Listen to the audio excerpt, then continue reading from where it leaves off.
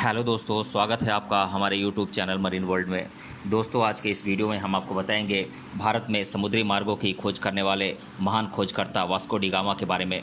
तो दोस्तों, वीडियो में आगे बढ़ने से पहले मैं आपसे रिक्वेस्ट करना चाहूँगा कि अगर आपने अभी तक मेरा चैनल सब्सक्राइब नहीं किया है तो इसे ज़रूर सब्सक्राइब कर लीजिएगा, और अगर वीडियो अच्छा लगे तो इसे शेयर ज़रूर कीजिएगा। तो चलिए दोस्तों, इस वीडियो को स्टार्ट करते हैं। वास्को डी गामा दुनिया के सबसे प्रसिद्ध एवं प्रमुख समुद्री खोजकर्ताओं में से एक थे, जिन्होंने भारत में समुद्री मार्गों की खोज की। वास्को डी गामा की महान खोज ने पूरी दुनिया में व्यापारिक और सांस्कृतिक आदान प्रदान की आधारशिला रखी। यही नहीं, वे यूरोप से समुद्र के माध्यम से भारत पहुंचने वाले भी पहले शख्स थे जिन्होंने गोवा में पुर्तगाली उपनिवेश भी स्थापित किया। तो आइए जानते हैं महान खोजकर्ता वास्को डी गामा के बारे में। इनका पूरा नाम था डॉम वास्को डी गामा, और इनका जन्म हुआ था करीब 1460 से 1469 के बीच में एलेक्जेंडर के साइनिस में। इनकी माता का नाम था इसाबेल सॉर्डे और इनके पिता का नाम था एस्तेवाओ द गामा। इनकी पत्नी का नाम था कैटरीना द अताइदे, और इनकी मृत्यु हुई थी 24 मई 1524 ईस्वी में।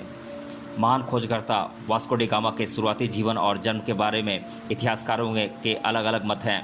हालांकि कुछ इतिहासकार उनका जन्म 1460 में मानते हैं, जबकि कुछ इतिहासकार उनका जन्म 1469 में पुर्तगाल के एलेक्जेंडो प्रांत के समुद्री तट पर स्थित साइनिस के किले में बताते हैं।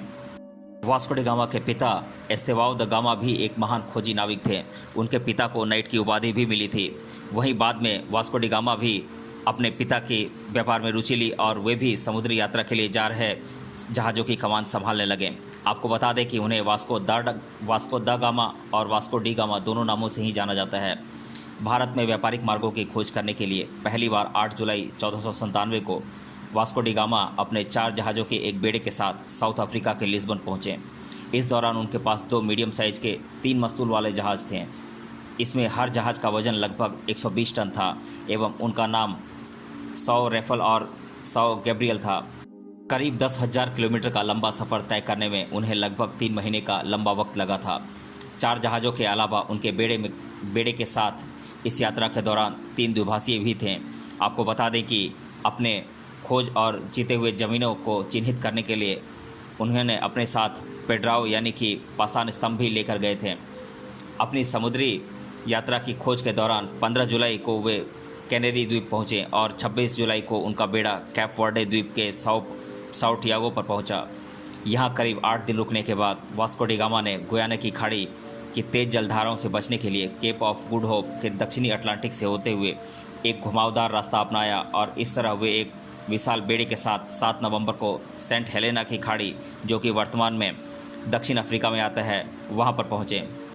इसके बाद 16 नवंबर को वे अपनी पूरी टीम के साथ वहां से निकले, लेकिन खराब मौसम और तूफान के चलते उनकी केप ऑफ गुड होप से मुड़ने की यात्रा को नवंबर तक रोक दिया गया।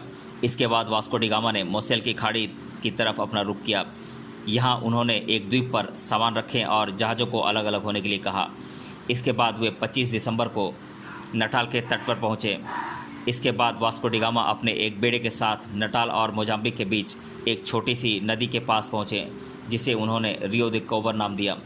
फिर अपने इस अभियान को आगे बढ़ाते हुए वे आधुनिक मोजाम्बिक में क्लीमैन नदी पर पहुंचे, जिसे उन्होंने रियो डॉस बॉन्स सिनाइस नाम दिया। वहीं इस अभियान के दौरान जहाज़ दल में कई मेंबर विटामिन सी की कमी से होने वाले स्कर्वी रोग से पीड़ित हो गए, जिसके चलते करीब 1 महीने तक यह अभियान रोक दिया गया। फिर इसके बाद 2 मार्च को बेड़ा मोजाम्बिक द्वीप पर पहुंचा। इस द्वीप पर वास्को डी गामा को अरब के व्यापारियों के साथ उनके व्यापार के बारे में भी जानकारी हासिल हुई। वहां पर सोने, चांदी और मसालों से भरे 4 अरबी जहाज भी खड़े हुए थे। इसके अलावा उन्हें मोजाम्बिक के शासक प्रेस्टर जॉन के कई तटीय शहरों पर कब्जा होने का पता चला। हालांकि प्रेस्टर जॉन ने वास्को डी गामा को 2 पोत चालक भी उपलब्ध करवाए। उसमें एक उस दौरान भाग गया जब उसे पुर्तगालियों के ईसाई होने के बारे में पता चला। इस तरह अभियान दल 14 अप्रैल को मालिंदी में पहुंचा, जहां पर भारत के दक्षिण पश्चिमी किनारे पर स्थित कालीकट का रास्ता जानने वाले एक चालक को भी अपने साथ ले लिया। वहीं हिंद महासागर में कई दिनों की यात्रा करने के बाद उनका बेड़ा 20 मई 1498 को भारत के दक्षिण पश्चिमी तट पर स्थित कालीकट पहुंचा। आपको बता दें कि उस दौरान कालीकट भारत के सबसे प्रसिद्ध एवं महत्वपूर्ण व्यापारिक केंद्रों में से एक था। हालांकि उस दौरान वास्को डी गामा ने कालीकट के शासक से कारोबार के लिए हामी भरवा ली। इसके बाद करीब 3 महीने तक यहाँ रहने के बाद कालीकट के शासक के साथ कुछ मतभेद होने के चलते वास्को डी गामा को अगस्त में कालीकट को छोड़ने के लिए मजबूर होना पड़ा। वहीं इस दौरान वास्को डी गामा द्वारा भारत की खोज की खबर फैलने लगी। दरअसल वास्को डी गामा ने यूरोप के व्यापारियों, सुल्तानों और लुटेरों के लिए एक समुद्री रास्ते की खोज कर दी थी, जिसके बाद भारत पर कब्जा जमाने की मंशा से यूरोप के कई राजा और व्यापारी आए और अपना अधिकार जमाने की कोशिश की। यही नहीं, पुर्तगालियों की वजह से ही ब्रिटिश लोग भारत आने लगे। हालांकि इसके बाद वास्को डी गामा मालिंदी के लिए निकले। इस यात्रा के दौरान 8 जनवरी 1499 को वे अंजीदीव द्वीप पर पहुंचे। इस दौरान प्रतिकूल हवाओं और समुद्री तूफान के कारण अरब सागर को क्रॉस करने में उन्हें लगभग 3 महीने का लंबा वक्त लग गया। इसके साथ ही इस दौरान उनके अभियान दल के कई सदस्य गंभीर बीमारी की चपेट में आ गए और उनकी मृत्यु हो गई। मालिंदी पहुंचने पर उनके अभियान दल की संख्या बेहद कम रह गई, जिसकी वजह से 100 राइफल जहाज को जला देने के आदेश दे दिए। इस तरह वास्को डी गामा ने वहां पर भी अपने एक पेट्राओ को गाड़ा। आपको बता दें कि 1 फरवरी को मोजाम्बिक पहुंचने पर उन्होंने अपना आखिरी पेट्राओ स्थापित किया। फिर इसके बाद समुद्री तूफान की वजह से सौ गैब्रियल और बोरियो दोनों अलग अलग हो गए। बोरियो करीब 10 जुलाई को पुर्तगाल की टेग्रोस नदी पर पहुंचा, जबकि साओ गैब्रियल ने एजोर्स के दसीरा द्वीप के लिए अपनी यात्रा जारी रखी और 9 सितंबर को लिस्बन पहुंचा। वास्को डी गामा की दूसरी समुद्री यात्रा के बारे में आइए जानते हैं। 1502 ईस्वी में वास्को डी गामा ने एडमिरल के रूप में करीब 10 जहाज़ों का नेतृत्व किया, जिसमें हर जहाज़ की मदद के लिए करीब 9 बेड़े थे। अपनी दूसरी समुद्री यात्रा को आगे बढ़ाते हुए 14 जून 1502 ईस्वी में वास्को डी गामा का यह बेड़ा पूर्वी अफ्रीका के सोफला पोर्ट पर पहुंचा।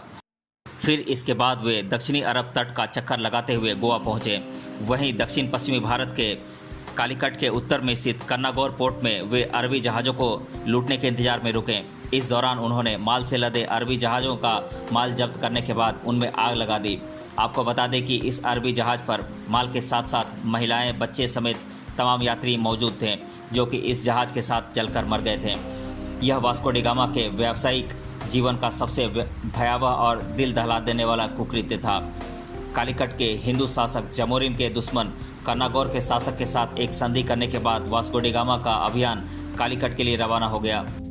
वहीं इसको देखते हुए जमोरिन ने वास्को डी गामा के सामने दोस्ती का हाथ आगे बढ़ाया, लेकिन वास्को डी गामा ने उनके इस प्रस्ताव को ठुकरा दिया और फिर वास्को डी गामा ने पोर्ट से सभी मुस्लिमों को निकालने की धमकी दी और फिर पोर्ट पर जमकर बमबारी भी कर दी। यही नहीं, वास्को डी गामा ने जहाज़ पर अपना सामान बेचने आए करीब 38 हिंदू मछुआरों की भी जान ले ली। इसके बाद पुर्तगाली अपने अभियान को आगे बढ़ाते हुए कोचीन के पोर्ट पर पहुंचे और यहां के शासक, जो कि जमोरिन के दुश्मन थे, उनसे संधि कर ली। इसके बाद पुर्तगालियों का कालीकट के पास एक युद्ध हुआ, जिसके बाद उन्हें यहां से भागने के लिए मजबूर होना पड़ा और वे 1503 में पुर्तगाल वापस लौट गए और फिर वहां करीब 20 साल रहने के बाद फिर से वापस भारत आए। इसके बाद किंग जॉन तृतीय ने 1524 ईस्वी में उन्हें भारत का पुर्तगाली वायसराय नियुक्त किया और फिर सितंबर में गोवा पहुंचने के बाद वास्को डी गामा ने यहाँ कई प्रशासनिक कुप्रथाओं को सुधारा। वास्को डी गामा की मौत कैसे हुई थी आइए जानते हैं। वास्को डी गामा अपनी तीसरी भारत यात्रा के दौरान मलेरिया रोग से ग्रसित हो गए, जिसके चलते 24 मई 1524 ईस्वी में उनकी मौत हो गई। इसके बाद वास्को डी गामा के शव को पुर्तगाल लाया गया। लिस्बन, जहां से उन्होंने अपने भारत की यात्रा की शुरुआत की थी, वहां पर उनका एक स्मारक भी बनाया गया है। इस तरह वास्को डी गामा की भारत में समुद्री मार्गों की खोज ने दुनिया में व्यापार के लिए कई नए अवसर खोले और आज उनकी खोज की वजह से ही समुद्री मार्गों से व्यापार इतना आसान है। वास्को डी गामा की उनकी महान खोज के लिए उनको हमेशा याद किया जाएगा। तो दोस्तों, आज की इस वीडियो में हमने जाना भारत के समुद्री मार्गों की खोज करने वाले महान खोजकर्ता वास्को डी गामा के जीवन के बारे में। मिलते हैं अगले वीडियो में किसी अन्य टॉपिक के साथ। तब तक के लिए धन्यवाद।